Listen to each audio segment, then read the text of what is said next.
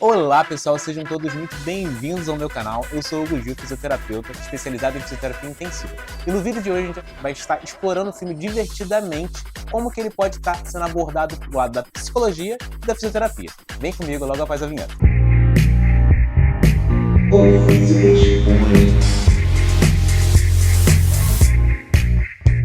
Então, galera, para quem não conhece o filme Divertidamente, ele trata de uma personagem principal chamada Riley e ela enfrenta desafios com as suas emoções. E aqui a gente vai estar abordando melhor dentro da psicologia, associado também com a fisioterapia. E para estar me ajudando a desvendar melhor esse caso, eu convidei duas psicólogas feras nesse assunto, Janaína Chaves e Tayana Barros. Olá, Hugo, tudo bem? Tudo bom? Oi, bom? obrigada. E aí, quanto tempo? Como é que vocês estão? Joia. Tudo certo? Tudo certo. Gente, Janaína, pra quem não sabe, foi minha psicóloga, né, já há um tempo atrás, e a gente tá aí pra isso, né? A gente vai estar desvendando melhor sobre o assunto do filme Divertidamente 2 aqui com elas, né, gente? Isso aí. Então, galera, vamos estar falando agora de uma cena que foi muito discutida na internet, que é quando a Riley tem a sua primeira crise de ansiedade. Se controla. Vai, Riley, se controla. Não sou bom, bastante. Você precisa marcar, Riley. Ou então tudo isso vai ser igual. Ansiedade, tá pressionando ela demais.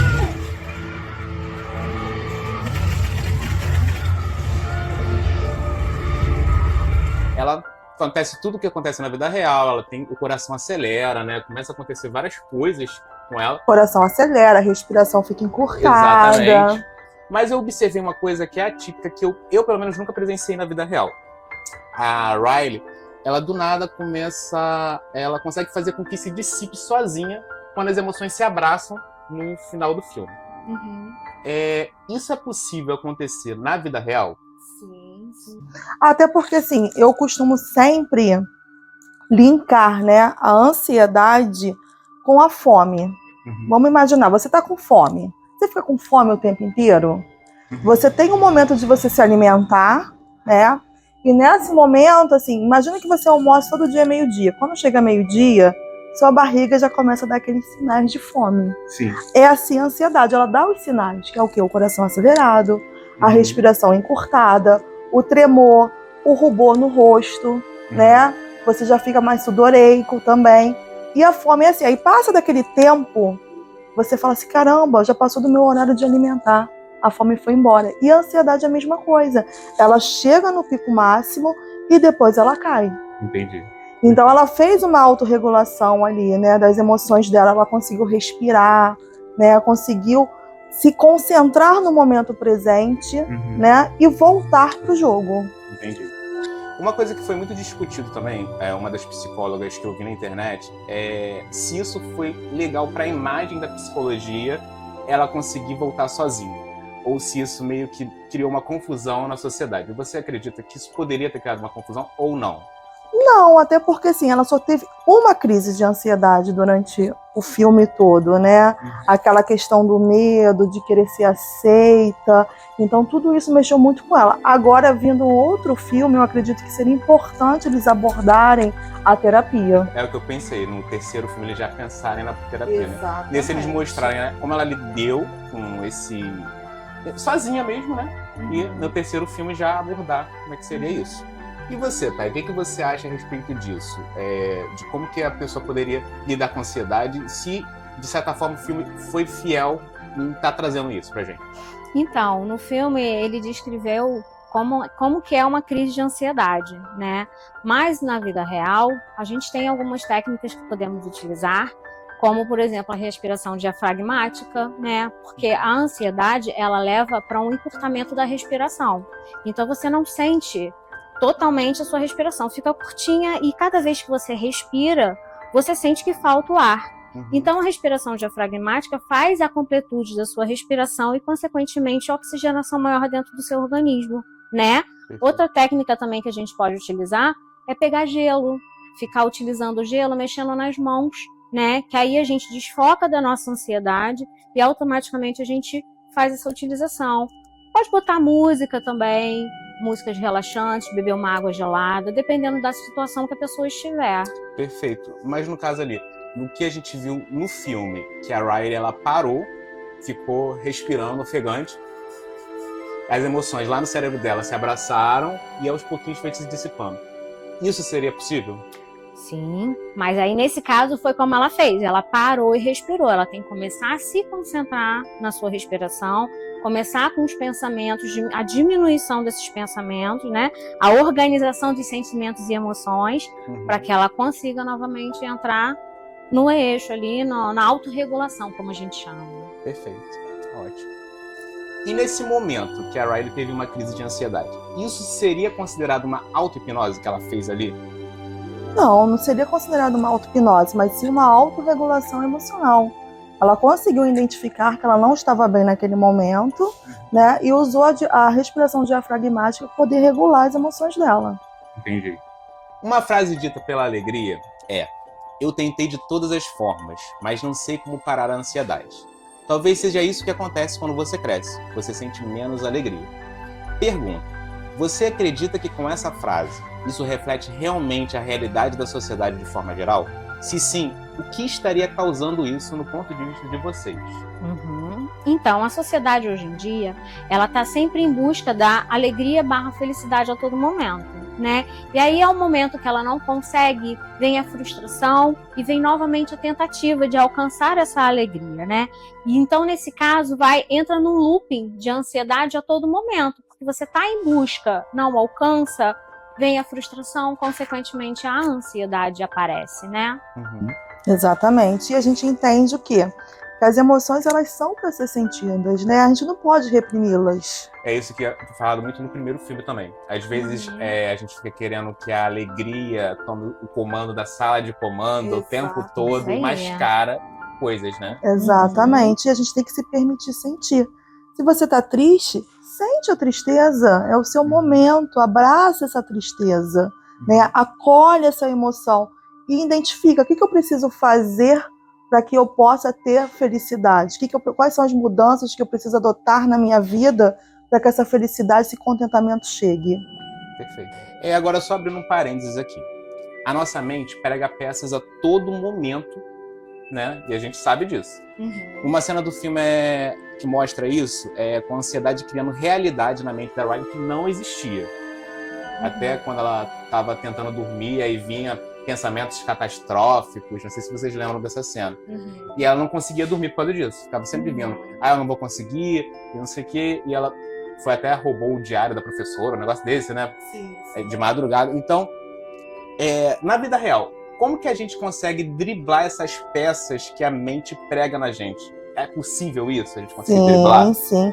A gente chama de pensamentos intrusivos, né? A gente não controla. Que nos casos nos auto-sabota, né? Acabamos nos auto-sabotando. Exatamente. Então, esses pensamentos, eles chegam, né? A gente sempre usa assim, imagina que você está numa praia, vem uma onda gigante. Eu tenho como controlar essa onda? Não. Eu tenho como usar o quê? Formas de como lidar com ela. Se eu estou lá no meio da praia, curtindo aquela praia, ver essa onda, de que forma que eu vou estar saindo? Ou eu vou mergulhar, vou pegar um jacaré, vou surfar. É a mesma coisa. O pensamento, ele vem. Ele chegou. Tá. O que é real nesse pensamento? O que de pior pode estar acontecendo, né? Então, a gente começa a usar perguntas para ter uma resposta direta, né? Que a gente chama de questionamento socrático. Então, é você saber o que é real, o que não é. E modificar. Quando eu modifico o pensamento, automaticamente eu modifico o quê? As nossas emoções. E as nossas emoções vão dar o quê? O nosso comportamento. Ótimo, perfeito. Você tem alguma coisa que está falando com a gente em relação a isso? Então, esses comportamentos, eles surgem Através de um pensamento, de um sentimento. Isso. E os sentimentos hoje em dia, eles têm muita dificuldade em aparecer, né? Como a Janaína já falou.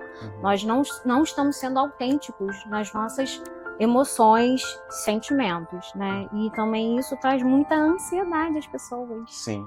Né? Exatamente, porque às vezes a gente tem aquela coisa de superficializar, né? Exatamente. Mascarar, exatamente. A gente tem que nos blindar. Eu acho uma abordagem muito legal a meditação. Meditação, escrever é uma coisa que me ajuda muito. É uma escrita terapêutica, né? Sim. A gente consegue esvaziar a nossa mente através dessa escrita. Sim. Eu percebi isso, assim, uma coisa que funciona comigo, talvez não funcione com todo mundo, né? Mas quando eu escrevo, eu tô esvaziando a minha mente, deixando ali no papel. E isso foi uma coisa que eu fui adquirindo com o tempo. Né? Então, mas cada pessoa funciona de um jeito, né? Exatamente, cada um vai buscar uma forma, né, de estar lidando com essas emoções. Perfeito, tá ótimo. Agora, relembrando um pouquinho o primeiro filme. Não sei se você lembra da cena do Bing Bong, que ele tá meio triste. E a alegria fica o tempo todo lá querendo tirar de cena, né, aquela tristeza dele. Querendo falar assim, vamos fazer palhaçada, não sei o quê. Vamos fazer casquinha. Só que a alegria não consegue, né? Aí quando a tristeza entra em cena, ela vai lá, o Bing Bong bota pra fora, ele chora, e depois ele se sente melhor. Né? Essa é uma cena que me tocou muito. Pergunta: nessa era atual de internet, as pessoas têm se permitido mostrar a tristeza no momento que precisa ser, ou elas camuflam com a alegria? E se sim, o que teria levado isso segundo a linha de vocês? Lógico que camuflam, né? O tempo todo. Rede social está aí para mostrar isso, né? Quem que mostra suas dificuldades, suas tristezas numa rede social? Nunca. Né? Então, sempre feliz. Exatamente. Então, quem não garante que por trás disso, por trás dessa máscara social, há uma pessoa ali infeliz, com muita dificuldade, com uma depressão, né? Então, hoje em dia, as pessoas não estão deixando-se viver essas emoções, né? Sim. A tristeza, a raiva, né? O tédio, ultimamente, que os adolescentes têm muito hoje em dia. Então, assim, eles estão sendo seres inautênticos, né? E eu sou da Gestalt. E o Peirce, ele fala muito sobre essa autenticidade, né? Então, os adolescentes, as pessoas, elas não estão sendo autênticas. Muitas vezes elas se mascaram através das redes sociais. Isso é triste, né? Porque às vezes você superficializa aquilo e quer mostrar o que o outro quer ver. Você não é você mesmo. Exatamente. Né? Exatamente. A gente tem que permitir isso, né? Ninguém... E o pior de tudo que a gente vê muito, chega muito na clínica, né, Thay? A gente atende tanto criança como adolescente, está com um grupo agora, né? De crianças e adolescentes, e o que eles trazem muito é isso, essa comparação. Aí é uma autocobrança, né? Que eu tenho que ter o corpo perfeito, o meu cabelo não é igual daquela influência, e começa essa questão de uma autocobrança e uma frustração, né? Quando começa a comparação, começa a ter os problemas, né? E se frustra. E fora que essas pessoas da internet, muitas das vezes, têm uma realidade que não existe. Eles mostram o que você quer ver, né? Então, mostra você, ele lá na praia, ele lá curtindo, ele lá em Paris, lá em Londres. Mas você não sabe como, no interno dele, dia a dia, o que ele tá passando ali. Atrás do bastidor, o que deve acontecer, né? Exatamente. Então, eu acho que isso é mostrado muito tanto no primeiro filme quanto no segundo. Eles mostram que, às vezes, a alegria, ela fica querendo aquela positividade tóxica, né? Que mostra a gente querendo camuflar aquilo com alegria. E não se permite e não vive uma vida alegre de verdade. E uma coisa muito interessante que você fala do amiguinho imaginário dela, a tristeza que ele sente e a maneira como ele coloca isso para fora é através do choro, né? Exatamente. E as pessoas hoje em dia não se permitem mais chorar, acham que choro é fraqueza, e muito pelo contrário, o choro muitas vezes é uma forma de autorregulação daquele organismo que está desequilibrado. Então ele precisou passar pelaquela emoção, a tristeza, para poder passar de uma fase, no caso. Exatamente. Chorar, colocar aquilo para fora e depois tá tudo bem. Se regulou. Exato. Isso é vivenciar, experienciar as emoções. Isso é muito importante hoje em dia. Perfeito. Se permitir sentir para aprender a lidar, né? A gente tem que sentir cada emoção para aprender a lidar. Eu não tenho que pegar tudo e colocar a poeira debaixo do tapete, né? Eu acho que não só isso. Eu acho que quando a gente vive cada emoção na hora que é para viver, a gente vence fases. Por exemplo, um luto. Se você não se permitiu viver o luto e camufla com a alegria, no caso, você vai viver em luto e de uma alegria de forma camuflando aquele luto. E vem através de doença também, né, Hugo? Porque assim, o seu corpo, ele responde aquilo. Aí vai vir o quê? Uma dor de cabeça, uma dor no estômago, né? E às vezes você não sabe de onde está vindo. Você vai fazer vários exames e não consegue identificar a causa. Mas a causa está aqui, ó. As nossas emoções reprimidas. Perfeito, gente. Agora a gente vai estar linkando tudo isso com a fisioterapia e eu convidei uma fisioterapeuta fera nisso, Milene Hoff. Como é que você tá? Tudo bem. Obrigada por ter me convidado. Claro, isso aí. Então aqui eu acho que dentro da fisioterapia também o filme também poderia estar mostrando pra gente várias coisas, né? Primeiro, quando um paciente sofre um AVC, por exemplo. Cara, eu já presenciei uma paciente minha mesmo, que no caso do meu TCC, ela era juíza super ativa e ali ela perdeu tudo, né? Por causa do AVC, começou a teve que andar de cadeira de rodas. E como é que não fica a mente dessa pessoa, né? E às vezes ela não tem nem motivação para fazer a fisioterapia. Então a importância da fisioterapia associada com a psicologia, né? Da equipe multidisciplinar mesmo, né?